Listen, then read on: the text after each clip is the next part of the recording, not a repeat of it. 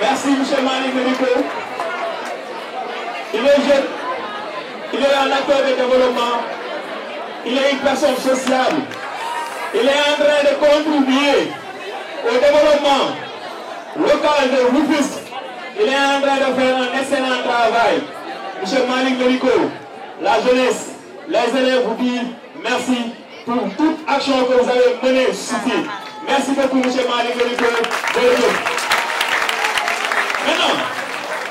Maintenant, le professeur Arolagna a une invitée.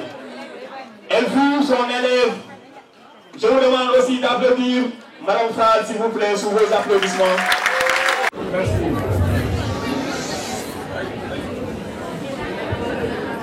Où sont les futurs bacheliers et les futures bachelières? Où sont les futures bachelières?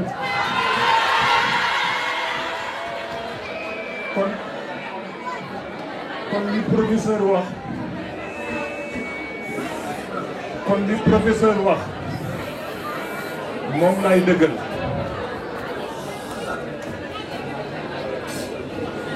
li professeur Arona wax léegi dama koy dëggal parce que dama ne léegi où sont les futures bachelières da ngay xam ne amphi bi fi ñu toll nii jigéen ñi kese fi ne. Est-ce que xam ngeen réellement je vais pas monopoliser la parole du ma ko téye bu bari 5 minutes parce que li muy développé man moomu fi indi parce que bu ñu jëlee 2025 boo ci moyen 20 ans ñaata moo ci des ñaata déedéet 2025 nga moyen ci 20 ñaata 2005 je suis scientifique 2005 fii laa toogoon comme yéen fi ngeen nekkoon aw ma bac de dama doon def bac 2005 mais aw ma je l'ai eu en 2006 tey ma dem ñu soxla un professeur boo xam ne déplacement am yombul avec des frères les experts ñuy def renforcement mën naa citer Issa moo koy féliciter de passage ak ñi mu àndal ñoom.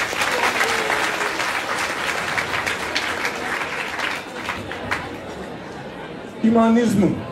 laa leen bëgg a wax moo tax ma ne dinaa jël parole bi tuuti mais bëgguma sax wax bàyyi professeur mais récréation la ñuy def bu ndaw rek. du coup humanisme muy lépp aujourd'hui il est là lim leen defal daf leen motiver.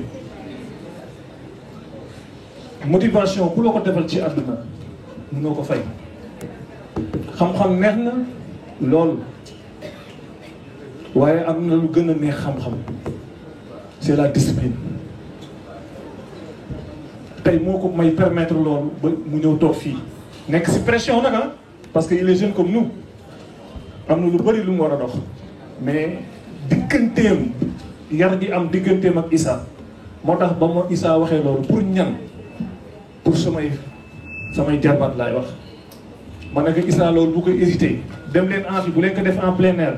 jël leen amphi bi permettre leen les littéraires mooy jégalu aussi bu baax man je suis scientifique bac S2 la am lii bëgg naa ko tamit avec les scientifiques donc bu mu ne ma professeur Arona dafay ñëw d'une manière gratuite donc loolu dama bëgg ngeen féliciter ko ci loolu.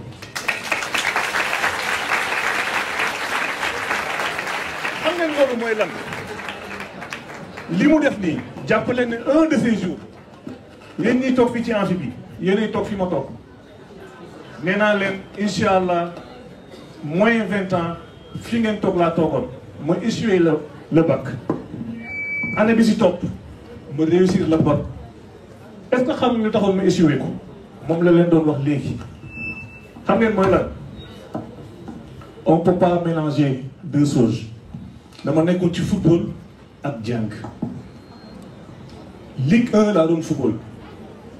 avec Yaakaar de Rufisque Karim Séga Diouf le grand coach yàlla na ko yàlla yërëm l'ancien coach de l'équipe nationale moo doon sama coach En 2006 ma ne ko père bàyyil ma arrêté le football ma concentré sur les études j'ai eu le bac donc ku am échec bul foog ni mukk doo réussir il faut avoir des échecs yoo xam ne day multiplier wu pour nga mën a nekk un héros xam nga lan moo neex nag ci àdduna zéro to héros mais héros nga fekk sa famille wax na ko léegi y a la richesse fooy jàngee nga ne nu mu tudd si déco mais man fooy jàngee nga ne lycée moderne la amee ba fan Matar Seck kenn musuma fayal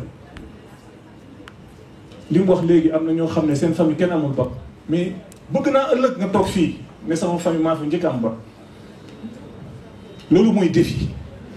te man yaakaaruma ko ci kenn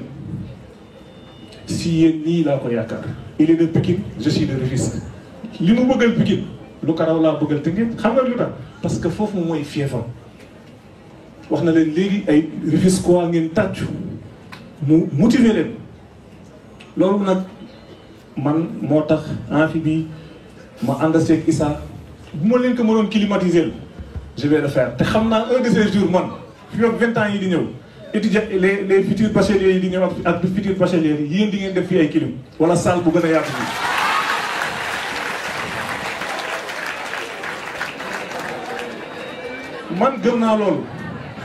man gëm naa loolu parce que yéen lenn rek moo leen mën a bañ a arrivé loo ngeen bàyyi ci xel bu baax ku bëgg réussir dafa am ñaar yoo xam ne danga koy teg sa peggu mooy sa côté droite fonk ko di tëddeeg moom muy la discipline ak li mu doon waxtaan léeg-léeg li si jigéen bu leen foog ne jigéen ñi man je suis scientifique y a l'esprit nii dañuy wax ne fii dafa am cerveau ak cervelet le cerveau y a le cervelet dedans les scientifiques xam nañ li may wax jigéen lu tax mu endurant mu endurante wax na ko léegi ki leen na kese la yàlla la parce que yàlla moo ko jëkk a wax yow góor jël leen ñeent parce que moom moo desee na àddunaam xam fu mu jëm moo tax mu ne mën nañ dem ba 6 mais waxin la kon nag góor bàyyi leen di jël seen bopp di ci dugal wala di xool koo xam ne daf lay indiloo rancune day yàq sa àdduna gis benn booy boo xam ne papam dafa pare booy bi fekk fa war a yeggali papam mais dafa yàqal papam yow da nga war fekk famille bi fii point A nga yóbbu point B bàyyi sa doom nga jàngal sa doom yow ni mu koy yóbboo point loolu mooy sa réussite man sama papa fu ñu ma bàyyi en tant que professeur sciences naturelles lycée Abdoulaye Sadji du ma fay benn hôpital avec mes enfants koo dem mu ne la sa papa moo tax tey ma nekk neurologue moo tax ma nekk lii moo tax ma nekk lii kon les professeurs ñoo war a ëpp salaire au Sénégal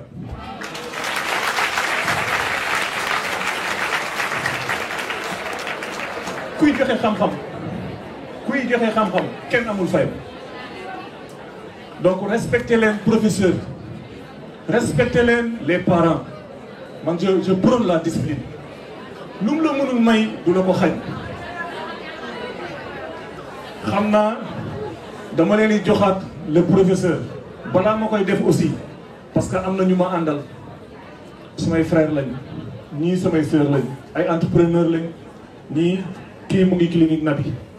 avec docteur Ba bi nekk fii qui c'est Mounas ataaya nationale bi ngeen di dégg ñoom ñooy préparé pour organiser ko et les entrepreneurs pareil que pour la dame qui est là Diéwo ñooñu laa àndal professeur man je me nomme nag Malick Marikou doomu Dangoula j'étais l'ancien président de l'ASC Kakalam sama société dama ko créé sama famille kenn nekk ci transitaire je suis le seul bu dugg un scientifique bu transférer boppam nekk un déclarant douane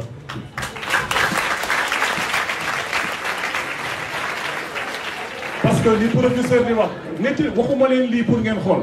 dama doon carrière dugg à l'université fac science nekk couloir de la mort di ko parti réseau moom xam na li may wax di gérer les affaires mais à un moment donné il faut être intelligent après le bac filière bi ngeen di jël xool leen jamono Sénégal amagul ku fii defar oto ay nit ñooy defar oto ki koy defar nekkul ci kaw jaww ji Sénégal mënul sax defar ventilo bu bees te dafa tàng nii un ventilo.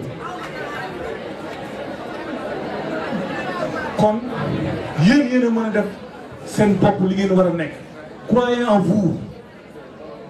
gëm leen seen bopp boo leen ko defee un de ces jours nit ku ma mën a waxal man da ngay gëm sa bopp. société boobu tey transit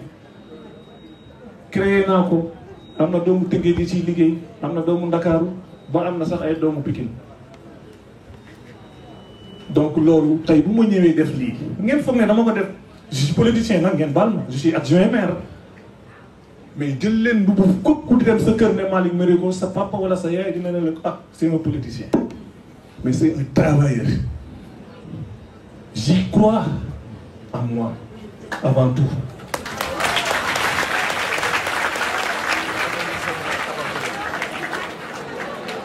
loolu nag laa bëgg instaurer en vous. man sama famille demee famille enseignant la professeur sciences naturelles lycée Abdoulaye moo ma jur et je suis fier que enseignant jur ma. bëggal leen seen parents yi bu leen kenn taxaw ba man nii bu leen ma gën a bëgg sa papa man sama papa sama yaay rek laa bëgg. respectez vos parents il est l'heure. écoutez vos parents attentivement et incha allahu taala. xam naa ne nag li ma leen bëgg kii moo eb ñaan laa koy terminer te seen ñaan dafa yomb seen bët yëpp xamoon na ci nekk. kon yal na yàlla may leen bag yal na yàlla may leen bag yal na yàlla may leen bag ci barke mag ñi. seen professeur bii ngeen ñaanal ko il est jeune nekk ci àdduna comme man mii di seen frère je suis rufisquois comme vous et je me bats pour changement pour que ma raw Pikine bi mu dëkk man si wàllu infrastructure. nangu naa ne aujourd'hui même nangu naa ne Pikine moo ma raw si infrastructure moo ma raw ci lu bari mais nag yaakaar naa ko des jeunes comme vous ñu dem plaider au niveau national et international pour la chère ville de Rufisque, pour nos morts, pour nos parents et pour nous. Merci.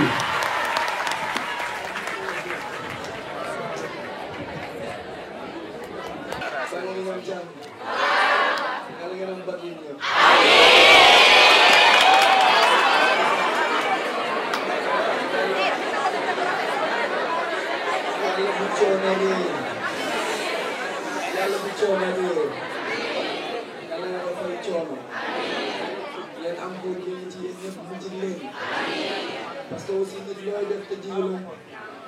fayit ba day ñaaw looy xëcc lu ne nga fekk mu doon lu nga xamante ne yàlla tuddoon na ni da nga kaa war a jël. Donc dans ce monde il n'y a que deux verbes qui existent, j'ai l'habitude de le dire, le verbe agir et le verbe subir. Celui qui agit aujourd'hui demain ne va pas subir, celui qui n'agit pas demain va subir. Vous êtes là pour ne pas subir demain. Donc que Dieu vous donne la force de réussir. Maintenant, la réussite, c'est pas aussi d'avoir le bac 2025. On peut échouer le bac 2025 et réussir sa vie en 2027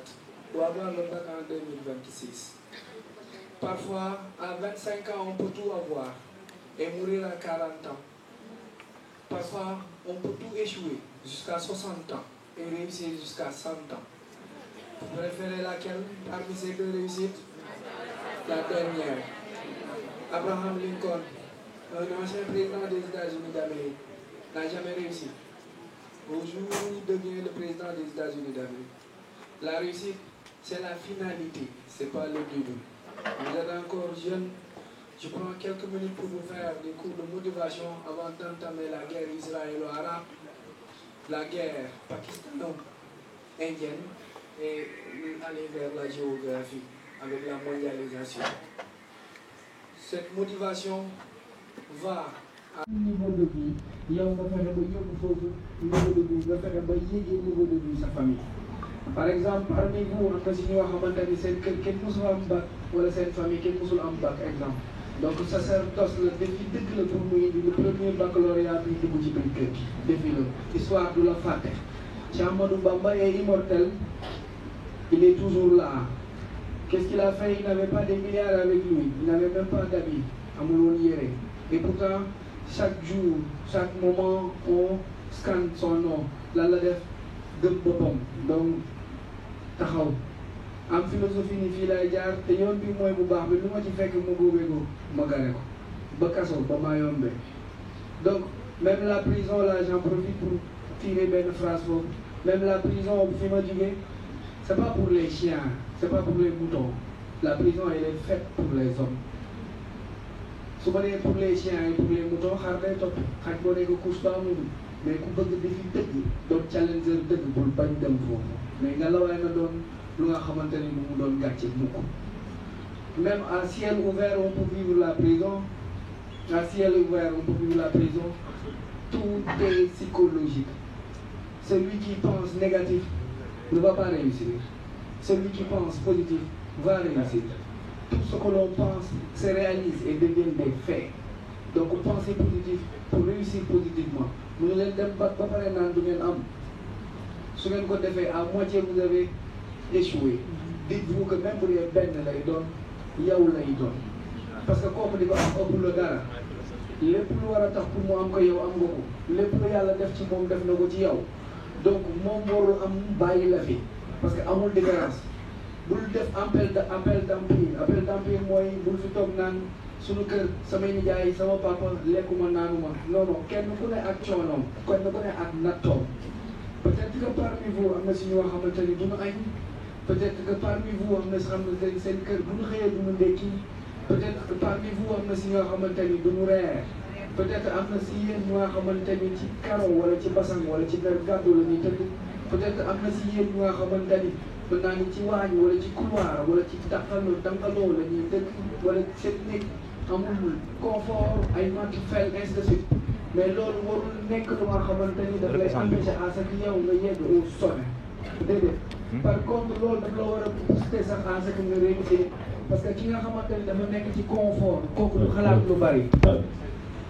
Ki nga xamante ni dafa nekk ci confort kooku du xalaat lu bari. Ki ëpp coono moo war a njëkk réussir parce que mi ngi utiliser xelam lu bari. Donc yéen ñi nga xamante ni da ngeen teg un pas pour aller vers peut-être le sommet,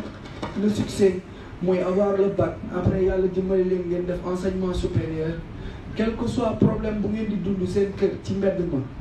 bu dee étant jeune da ngeen dundoon bu dee jigéen da ngeen dundoon ay attouchement wala ngeen dund ay viol wala ngeen am ay agression sexuelle góor comme jigéen wala bi ngeen di gën a nekk xale ngeen amoon ay problème de famille entre parents bu mu ci mënti doon bu mu nekk bu leen di arrêté bu mu nekk lu nga xamante ni day nekk ci yéen obstacle. Parce que les obstacles ne sont pas là pour nous abattre. Les obstacles sont là pour être abattus. Quand tu tombes, tu te relèves et tu continues. Amul daanu tëdd, amul daanu bàyyi, amul defaat ni awma damay abandonner. Déedéet. L'abandon c'est pour les faibles, c'est pour les minables. Et nous ne sommes pas des minables ici. Nous sommes des Rufisquois, n'est-ce pas? Vous êtes des Lébou? Amul ragal fii.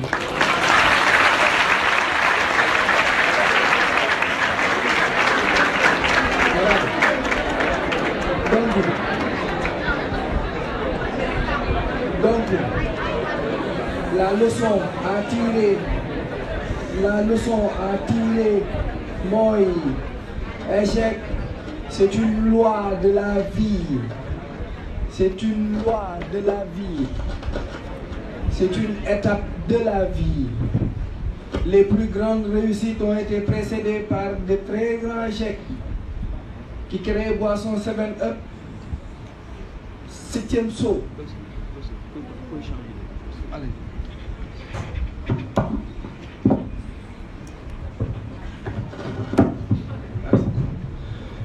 Merci beaucoup. Qui crée boisson 7-Up, muy signifier 7e saut, dafa réussir, dafa échouer 6 fois de sa vie. 7e fois, 7e projet la réussir moo tax mu tuddee boisson bi 7e saut, 7-Up. Donc moom bu fekkoon dafa def benn yoon ñaari yoon ñetti yoon jàllul mu bàyyi amaana tey du am benn marque bu nga xamante ni wër na àdduna. Message bii nii pour ñi nga xamante ni jotoon nañ def bac daaw amul wala ñu defoon ko bii nekk seen ñaareel année wala bii nekk seen 3e fois wala sax ñu nekk ay candidature libre wala ñu jàpp ni ñoom am nañ 25 ans Senghor bu muy am bac ëppal na 25 ans Iba Der Thiam dugg na université amul bac Babacar Justin Ndiaye amul bac ñooy les plus grands en quelque sorte les plus grands intellectuels sénégalais en quelque sorte maintenant lan moo leen may tey ñu am loolu mooy bàyyiwunu se sont jamais abandonnés bu leen mës a bàyyi seen yoon parce que bu ngeen ko deful moment bi ngeen di nekk jeune fii ak 5 ans 10 ans da ngeen koy regretter parce que da ngeen di gis ku nga xamante ne day am benn taxawaay boo xamante ne jàpp ngeen ni lii mu taxawoo nii yow mënoon nga ko taxawoo mais benn moment moom dafa continuer yow nga abandonné donc bul abandonné ak lu mën a xew bul bàyyi lu mën a xew bul bàyyi continuer nga jàpp ni yow bu dul tey di dëwën parce que fii ñu jëm je vais faire la discrétion mu duggaale ci leçon parce que fii ñu jëm ak fi àdduna bi toll nii ñu ngi toll ci benn virage bu nga xamante ni xëccoo la àdduna bi chaque 100 ans day amaat cycle bu bees day mel ni day judduwaat day mel ni yaramu jaan day simeeku day mel ni day judduwaat donc virage bi mu nekk di tourner nii on va vers géopolitiquement dans les relations internationales dañuy dem ci cartographie bu bees maintenant cartographie bu bees boobu noonu histoire la mais mondialisation laa leen koy expliquer par exemple parce que ci biir mondialisation da ngeen amoon 3 périphéries da ngeen amoon centre am associé intégré am marginalisé mais maintenant ñi ngi dem ci benn monde bu nga xamante ni ñaari périphérie lay am mooy le monde occidental ak BRICS donc loolu dafay am antécédent bu nga xamante ni histoire moo ko waral moo tax su ngeen di interpréter en géographie su ngeen maîtriser wul histoire bi da ngeen di am problème mu interpréter géographie parce que interprétation wu cours bu géographie day am référence bi day nekk ci ay date te histoire date bu ne am na lu muy wax je vous donne un exemple ci li ma leen di expliquer nii suñ leen joxee benn courbe ngeen gis ni la population mondiale 1945 dafa chuté ñu leen ngeen interpréter courbe bi maintenant lan moo xew ci àdduna bi ba population mondiale bi chuté en 45 réponse baa nga histoire mooy plus de 65 millions de pertes de vie humaine au sortir de la seconde guerre mondiale loolu day feeñ ci courbe évolution de la population mondiale moo tax ñoom ñaar ñu leen di boole ñuy wax histégio parce que mënoo argumenter wala ngay interpréter fenn fii te mënoo am maîtrise ci beneen côté bi maintenant la géopolitique mondiale ak les relations internationales à la kuleyal sama xalaat jàpp naa ni mënuñu génnee sujet bac bu nga xamante ni ça va pas parler de la guerre froide wala mu bañ a wax Israël-Palestine avec tout ce qui s'est passé dans le monde cette année-là entre 2024 et 2025 le sujet de bac wala un sujet de bac ne sortira pas les événements de 45 90 bi continuer mooy Russie ak Ukraine wala événement wu Israël-Palestine je disais tantôt que les relations internationales mooy xëccoo bi am entre les pays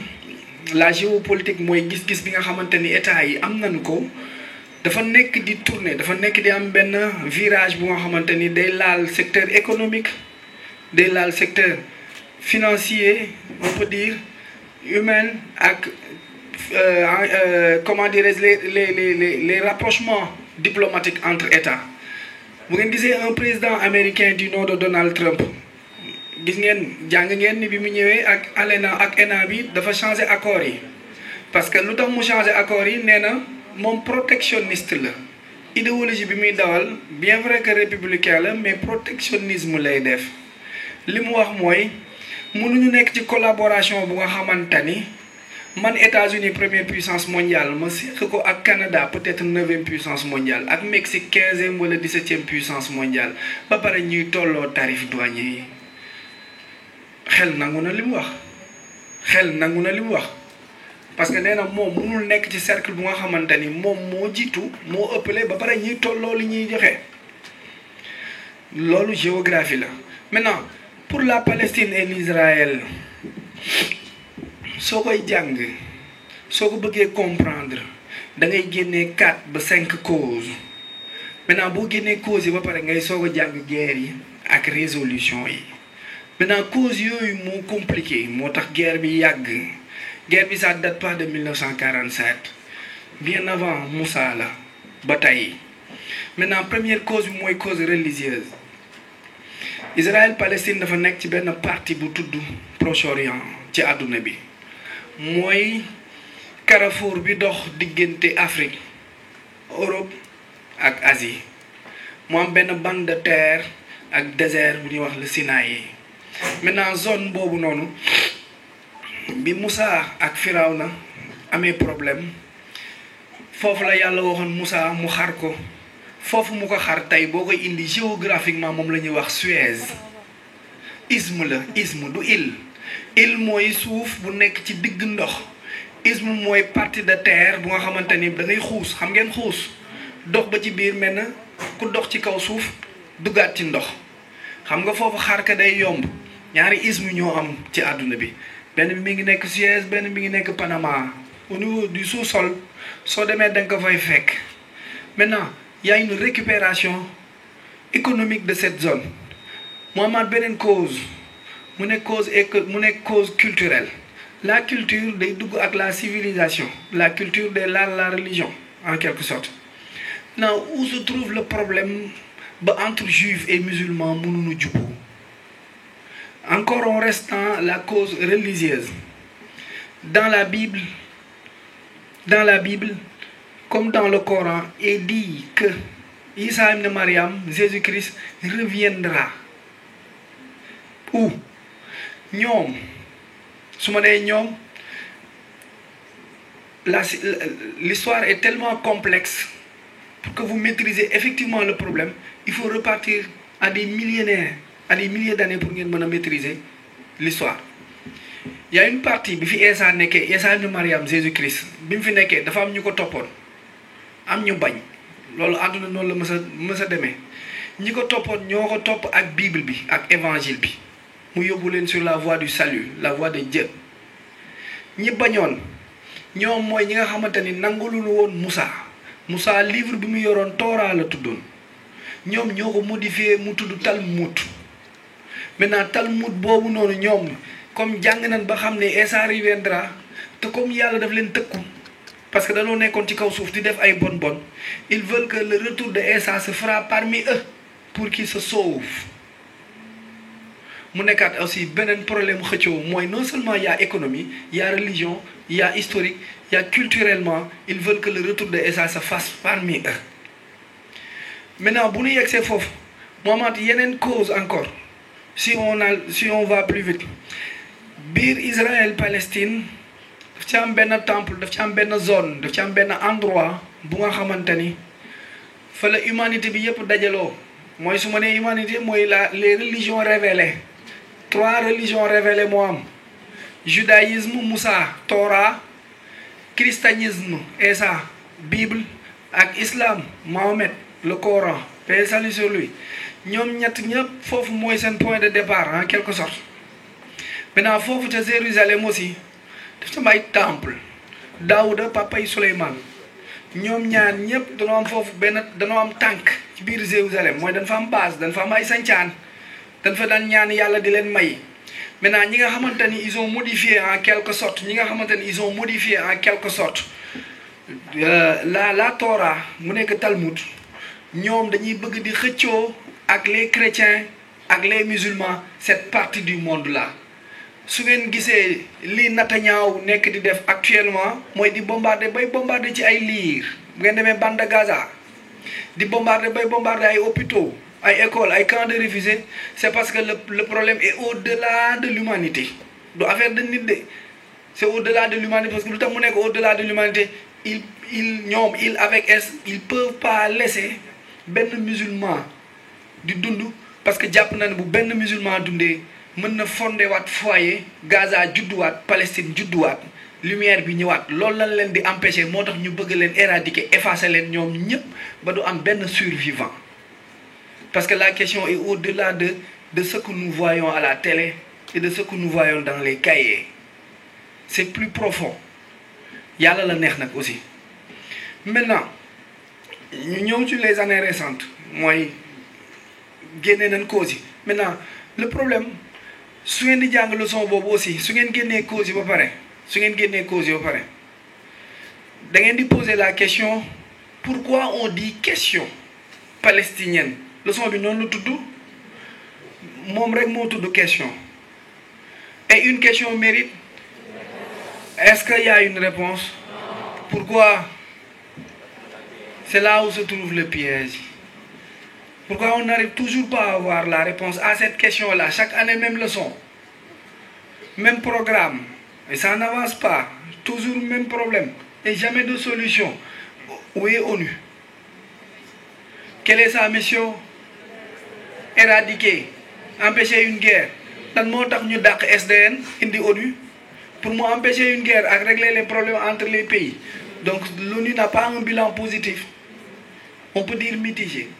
Parce que toujours, nous avons ce qui se passe en Israël. Ben peuple, dit piétiner ben peuple. Maintenant, ban peuple, moi piétiner ban peuple aussi. Lolo aussi, c'est une question que vous devrez vous proposer, vous devrez vous poser. On dit la question israélo-arabe. C'est pas dit que tout arabe est musulman. Parmi les arabes, il y a des chrétiens. Il y a des juifs. Il y a des coptes. Il y a des berbères. C'est des peuples. Civilisation là. Ça ne veut pas dire que nous sommes arabes avec julit nga dédé.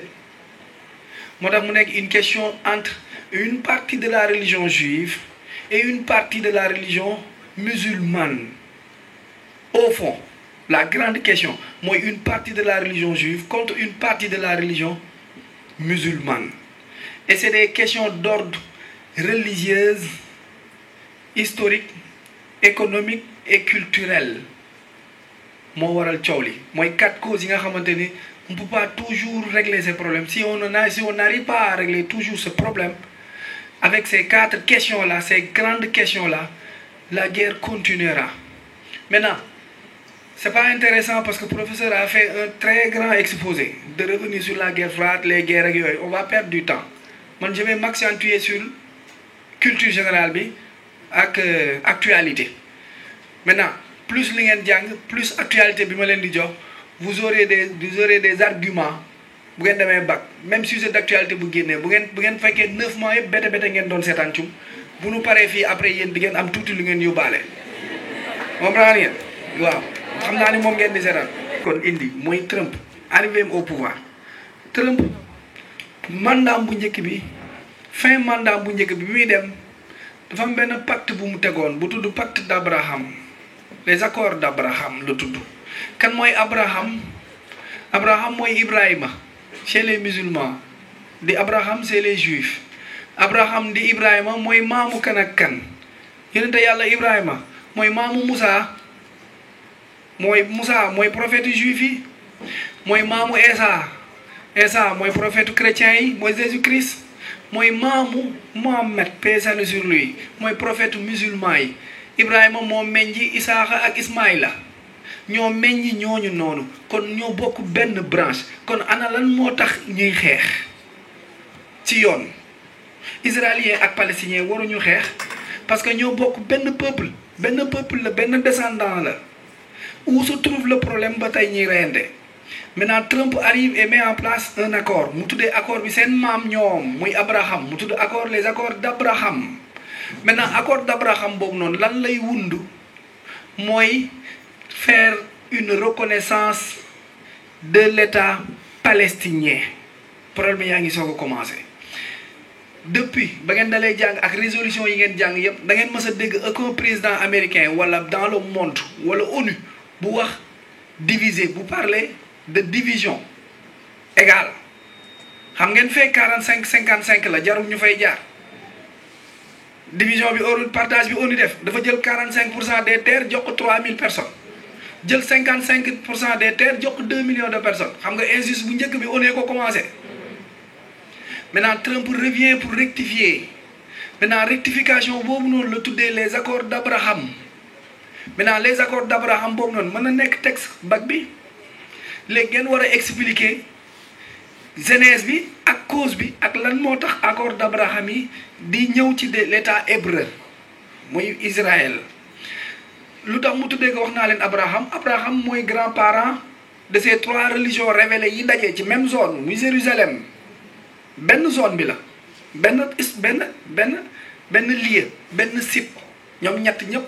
même les musulmans avant que Dieu di joxe ordre au prophète Mohammed ñuy julli di féete à la Mecque boobu les premières prières ñu ngi ko féete à Jérusalem. Donc tout a commencé là-bas. Trump ni leen ci yoon problème warul am fii parce que non seulement vous êtes les 3 religions révélées mooy religion yi xamante ni monothéiste la benn yàlla lañ gëm bokkul ak religion polythéiste mooy contraire polythéiste mooy plusieurs dieux polythéiste mooy plusieurs dieux. Il va vers Trump, il va vers la reconnaissance de l'État palestinien. En commençant, la première chose que je fais,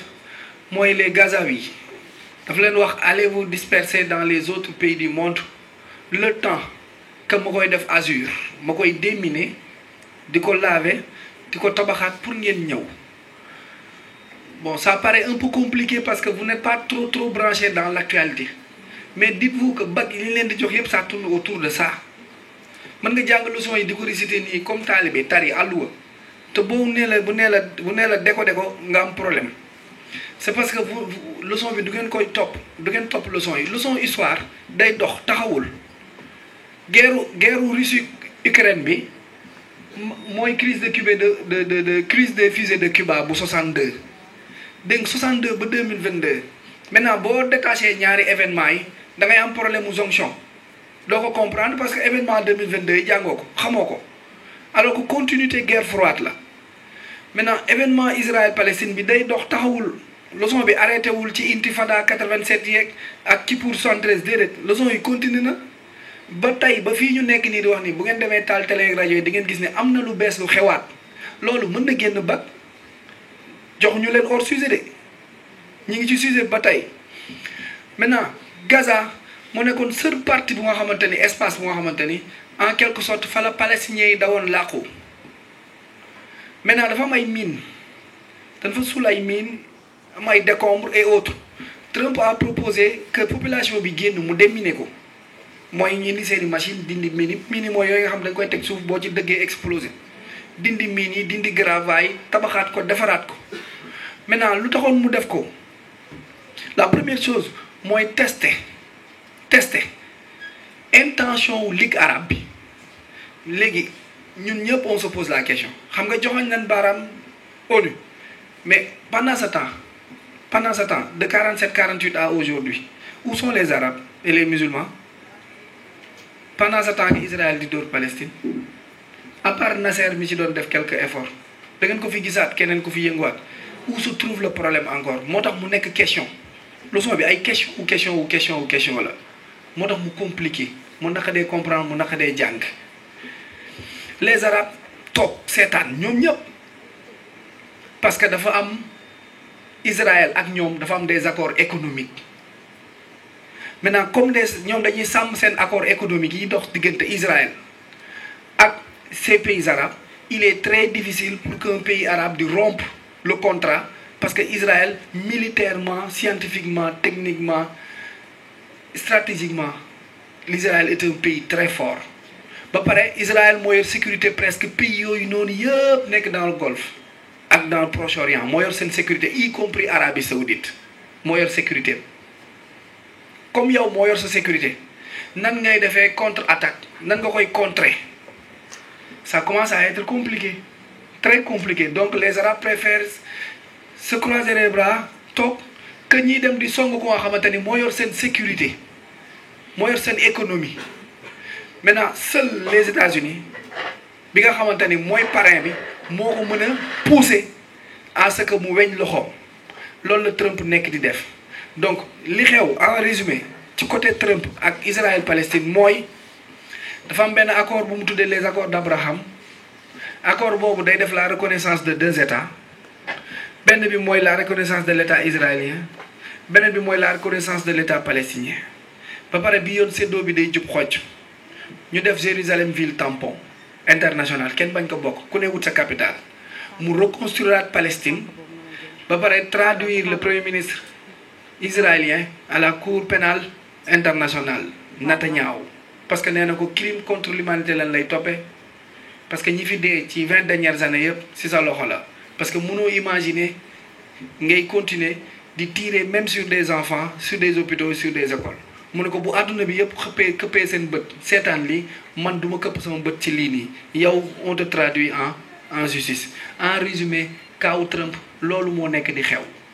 et il va aider la Palestine à se reconstruire maintenant dans la diplomatie dafa am lu ñuy wax move contre move peut-être bu ngeen demee ba nekk étudiant en relation internationale di ngeen comprendre lan mooy move contre move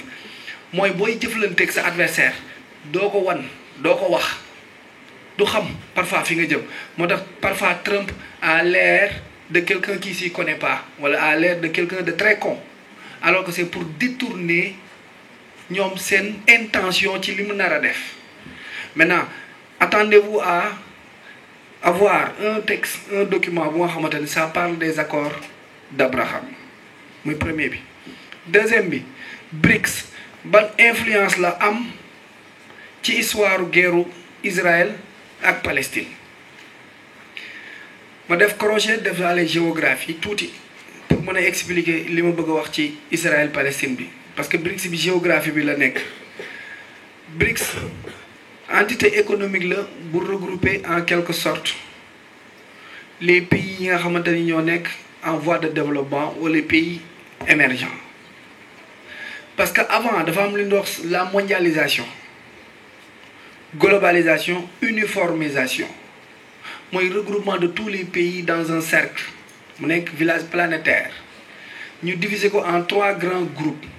premier groupe bi tudd centre dominant ñu koy wax triade muy gérer plus de 65% de la production de la consommation et de l'économie mondiale mu am beneen périphérie bu toppaat ci ñoom ñu tudd mu regrouper les pays yi ñuy wax intégrés et associés maintenant su ngeen bëggee xam ñan ñooy intégrés yi ak associés yi mooy ñiy wax les NPI nouveaux pays les tigres les dragons BRICS y compris ak OPEP organisation des pays exportateurs de pétrole ay Nouvelle-Zélande ñoom Canada ñoo composé woon deuxième cercle bi ñoo nekkoon périphérie intégrée associée ñoo doon jàppale centre triade bi ci main d'œuvre ci manufacturation ak transformation mais aussi ci aide ci créancier moo am dernière périphérie bi nga xamante ni ñoom la ñuy woowe marginalisé y compris les PPTE pays pauvres très endettés Sénégal les PMA pays moyens avancés Sénégal le quart monde les 25 pays les plus pauvres du monde Sénégal le tiers monde troisième partie bi y compris aussi Sénégal donc ñooñu lu ñuy proposer sur la balance commerciale mondiale du dara li ñuy teg li ñuy natt sur l'économie du monde du dara cotiser wuñu presque dara ñu tuddee leen marginalisés ñoo nekk ci marge bi les exclus maintenant BRICS bi dafa ñëw changer cercle boobu noonu mondialisation boobu noonu parce que actuellement li nekk di xew moom la ñuy wax la désoccidentalisation monde occidental bi nga xamante ne dafa téyewoon l'économie du monde dafa nekk di ko céder en deux maintenant on a plutôt un monde à 2 moteurs économiques xam nga dañoo amoon benn cercle mu tudd mondialisation ñëpp nekk ci biir maintenant ci biir mondialisation boobu nag moo am 3 étages étage bu njëkk bi mooy triade moo dominé étage bi topp mooy périphérie associée intégrée étage bi ci suuf mooy marginalisé maintenant loolu moo nekk di daanu man ngeen ko am aussi texte géographie ngeen war ko argumenter ñu jox leen ñaari courbe wala benn tirage d'orgue ngeen war a génnee ñaari courbe benn bi mu nekk monde occidental ñu tuddee ko mondialisation beneen bi ñu tuddee ko BRICS ngeen war a tracer courbe yooyu parce que BRICS moo yore 26% du PIB mondial 26% du PIB mondial 50% presque 46 voire 50% de la population mondiale. Quelle est la langue la plus parlée dans le monde? C'est le mandarin, c'est le chinois. Pays ëpp population avantage bi lan la avoir un très grand marché yow yaa yor 26% du PIB mondial yaa yor 50% de la population mondiale maintenant moom BRICS ban influence la mën a am ci guerre Israël Palestine bi Israël Palestine mi ngi nekk Proche-Orient Proche-Orient mooy carrefour Afrique Asie ak Europe retenez bien maintenant moom Proche-Orient dafa am un puissant pays africain la bu ne foofu noonu bu nga xamante ne mooy jouer rôle carrefour bi te BRICS da koy intégrer ci boppam pour mu nekk non seulement allié mais mu nekk tampon mais mu nekk base militaire c'est l'Égypte muy un au sud de l'Égypte amaat na aussi un autre pays africain bu commencé di am doole bu nga xamante ne il peut faire face à la mer Rouge ak attaques yi am ci mer ci espace boobu noonu yëpp BRICS associé ko muy Éthiopie maintenant ce même BRICS là est en train de tendre la main au Sénégal bi nga xamante ne la partie la plus avancée de l'océan Atlantique à l'ouest soo bëggee am base bi gën a stratégique c'est ici à Dakar à Gorée pour que Sénégal aussi intégré BRICS donc BRICS li mu nekk di def mooy avoir des positions stratégiques dans les pays du monde pour que une fois l'Israël bañ a d'accord les accords d'Abraham suy def frontal faire face BRICS mën a am ay bases militaires ak ay bases stratégiques yu ko wër vous avez compris kon li Poutine di defu ko par hasard li nekk di xew nii soutien bi li nekk def nii defuñu dara par hasard lépp ñu ngi koy def ci ay calcul parce que Poutine ak Trump ñooy traduire Netanyahou cour pénale internationale kan mooy Netanyahou ki jiite Israël donc tension bi nekk di am tension bi nekk di xew day am influence directe ci guerre bi donc tey résumé guerre Israël-Palestine posez-vous la question d'abord lan moo tax mu tudd question n'est-ce pas Chine moo njëkk bu dee côté est Chine moo am problème ak URSS vous vous rappelez la fissuration des blocs bu dee côté ouest France de Gaulle la ak OTAN de Gaulle d'accord woon ci ni OTAN amee woon taxawaay ak mainmise ci fonctionnement bi mu doon am ci européen histoire luy continuer la lépp luy répété la tey boo jëlee événement bi nga xamante ni moo xewoon dans les années 58 60 ba 62 tey moo nekkaat di reprendre ci événement wu année 2025 yi comment naka la guerre Ukraine bi di secouer économie France parce que aussi mën ngeen dem dal ci France guerre Ukraine bi génn parce que guerre bi histoire la mais répercussions yi impact bi mën na nekk géographie ngeen war a interpréter war a tracer war a ñu laaj leen question naka la guerre Ukraine bi amee influence ci économie France bi c'est simple France mooy porte bi France mooy base bi France par son chef d'État Macron ñoo porté le combat de la guerre de l'Ukraine ñoom ñoo nekkoon derrière l'Ukraine donc la France a apporté son soutien son assistance économique militaire à la guerre russo-ukrainienne. La France s'est basée aux côtés de l'Ukraine pour combattre l'Union soviétique, URSS, moi la Russie. Et qui a gagné cette guerre? Entre guillemets, qui est en train de gagner la guerre? La Russie. Donc la France économiquement va sentir la chute. Donc son économie va chuter parce que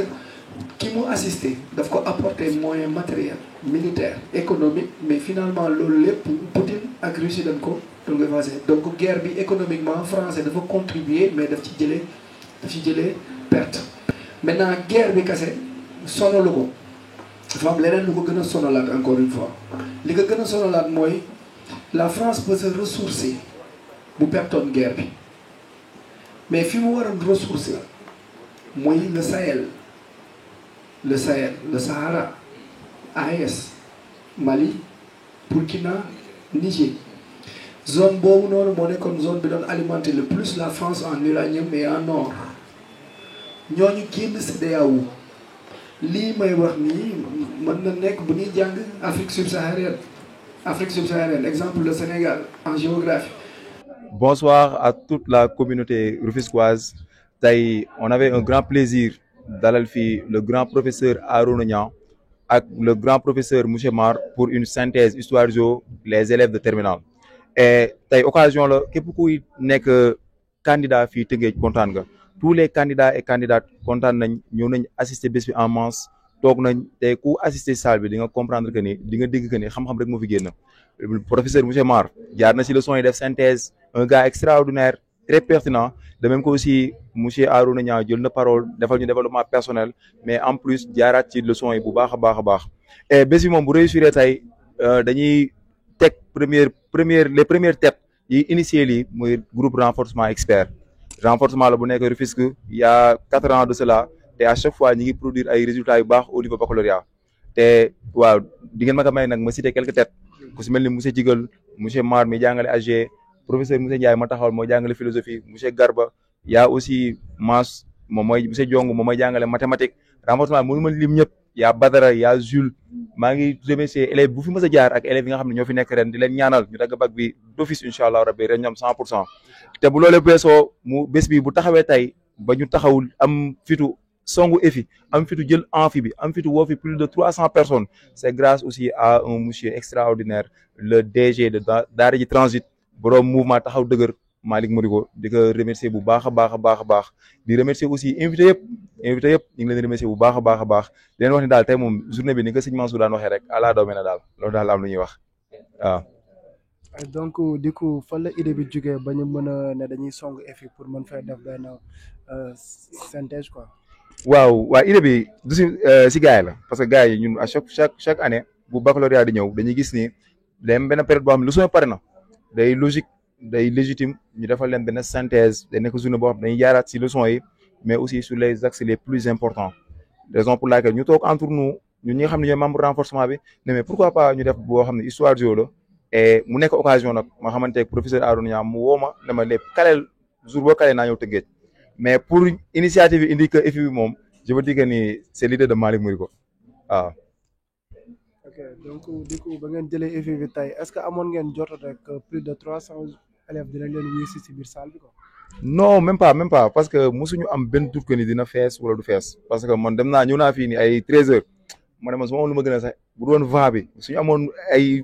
outils nécessaires esar lañ koy def parce que xam naa Rufisquois yi candidats yi leen xam-xam jaral et du la première fois ñuy songu ay synthèse. ok donc kon ban moo la ñu mën a wax si monsieur Malick Morigo mi nga xam ne tey on peut dire que moo taaral bés bi moom mi nga xam ne moo si jàpp du début jusqu'à présent. waaw monsieur Malick Morigo léegi rek maa ngi koy wax sama benn grand mu nekk nit la koo xam ne c'est une personne ouverte c'est une personne modeste c'est une personne gentille nit ku xam àdduna la nit ku bëgg xam-xam la du la première fois la ñuy teg loo xam ni côté éducation la mu ñëw teg ci loxoom la preuve rek la fois passée ñëw na renforcement du subir fa ay fascicule tey tamit ñu tegaat journée boo xamante ni synthèse la moom mënul ne sama new si de mais dana ma tant que bu fekkee Rufisque la je m'engage plus précisément bu dee cadre éducation la je m'engage te wallahi azim ni ñu joxee kàddoom ba léegi tey lay gën a justifier kàddoom ba léegi tey lay gën a dëggal kàddoom parce que à chaque fois boo xamee ni éducation la rek su ma ko woowee 3 heures du matin damay jël incha allah lu manqué lii noonu nañ def lii noonu defal lii non ñun moo amuñ lu ñu ko wax quoi renforcement bi ñëpp dans l'ensemble ñu koy gërëm bu baax a baax a baax. merci encore une fois kon donc duñ def ba jéem a passé professeur Moussa Ndiaye mu bàyyi si quelques cadres si journée synthèse bi tey. Tout d'abord j'aimerais vous remercier à vous et aussi j'aimerais remercier les grands professeurs qui ont déroulé cette synthèse mais aussi j'aimerais aussi remercier Malick Morigo parce que si on a réussi ou bien si la synthèse s'est bien déroulée je peux dire que c'est grâce à lui. Il nous a beaucoup aidé. Mais aussi, j'aimerais aussi remercier les groupes renforts et super ainsi que tous les membres. Je peux dire qu'on a une solidarité absolue et aussi nous avons pour mission d'aider les élèves de terminale à la réussite. C'est pas le première année, et aussi ça ne sera pas la dernière. Moi qui vous parle, je suis un fruit de ce renforcement. En 2023, j'étais candidat, j'étais candidat, je faisais le baccalauréat. Issa m'a aidé, Garba m'a aidé, ainsi que les renforcements experts. J'ai réussi et après, yàlla may ñu benn xam-xam ñoom ils ont remarqué que ce gars il est pétri de talent. Ils m'ont appelé, ils m'ont dit que Ndiaye, tu vas venir nous accompagner dans l'encadrement des jeunes. Et je me suis mis à leur disponibilité et j'ai voulu aider. Et jusqu'à l'infini, et jusqu'à la mort, nous allons aider parce que nous aimons ce que nous faisons, nous aimons l'enseignement. Merci beaucoup. Machallah. Donc monsieur Ndiaye dañ def lu dul di leen gërëm di leen sant mais avant boobu donc gis nañ ne bés bi di ko yéen ak monsieur Malick Médico yéen a ko dala songandoo yéen a si accompagnandoo ba jusqu'à présent et que donc yéen kàddu nga ñuy mën a bataaxal yéen nga ñuy mën a dénk à travers buy jóge si yow buy dal ci monsieur Malick Médico. Tout d'abord monsieur Malick Médico moom comme ni ma ko waxee rek ñun groupe renforcement expert ainsi que man monsieur Ndiaye ak Issa ak ñëpp ñi ko composé ñu ngi koy jaajëfal bu baax comme Issa sànq ni mu ko waxee c'est pas la première fois monsieur Malick Médico ñëw di ñu jàppale dans l'éducation. L'autre fois il y a même pas un mois ñëw na fa distribuer ay fascicules may élèves ay fascicules donc ñun dañ koy jàppale bu baax te moom moo xam ne lépp lu mu jàpp ñun groupe renforce expert ñu ngi si ginnaawam ainsi que xale yi ñëpp kontaan nañ si moom. mais tey bon lan nga ñu mën a sànni si biir bés bi quoi lii mbégteel la si yow la doon wala doonoon loo xam ne nii yàggoon ngeen xam ne que salle bi da ngeen koy remplir quoi wala salle bi xeeboon ngeen ko wala salle bi amoon ngeen si ay doute quelque dayo. Donc ñun nag je peux dire que on est un peu connu dans tout Rufisque xamoon nañ ne bu ñu organiser journée wallahi élèves yi dinañ ñu wuyse waaye aussi si salle bi aussi sànq dañoo amoon beneen salle sax mais vu que élèves dañoo wuyu tellement dañoo obligé sax déplacé wu am beneen amphithéâtre ba élèves yi gis nga ñoom ñu ngi si cours bi ñëpp sax amuñu place donc mbégte la si ñun aussi kontaan nañ te yaakaar naa dinañ ko def d'autres fois incha allahu rabbi du yem si synthèse HG mais aussi dinañ def synthèse en philosophie incha allah et vous serez informés. incha allah merci encore une fois monsieur Ndiaye balaa ma lay liberté bëggoon naa nga wax ñu mot de la fin ban message ngay lancé ñi nga xam ne ñooy élèves yi di def terminal ak autorités yi nekk si département bi. Bon, tout d'abord je vais donner un message aux élèves. Je vais vous dire que de ne pas vous décourager. Moi, monsieur Ndiaye qui vous parle, j'ai été candidat en 2023. Aujourd'hui, je suis accompagneur en philosophie. Donc, gars yi gëm leen ko on peut tous réussir. Bac bi lii moom sama professeur Issa di wax na ma yaayu kenn moomu ko bac bi ko moom lan la may wax chaque jour mu ne ma bac bi ko moom mooy ki nga xam ne mu ngi liggéey bu baax a baax te Serigne Touba nee na tu travailles comme si tu dois mourir, comme si tu ne devais jamais mourir et puis comme si tu dois mourir demain. Donc Serigne Touba moom mu ngi ñuy xiir bac bi kenn moomu ko man na comme niñ ko mën a amee 2025 noonu lañ ko mën a amee dans les autres années incha allah. Et aussi les autorités j'aimerais les remercier ba pare man lancer leen benn message ma wax leen que groupe renforce super ainsi que les élèves qui sont là nous sommes très reconnaissants envers vous. Et aussi foo leen ñu woo incha allah dinañ leen wuy se kontaan nañ ci yéen bu baax a baax merci. tey ñoo ngi si biir EFI amphi bi di fi assister benn synthèse bi nga xam ne groupe expert ñoo ko organisé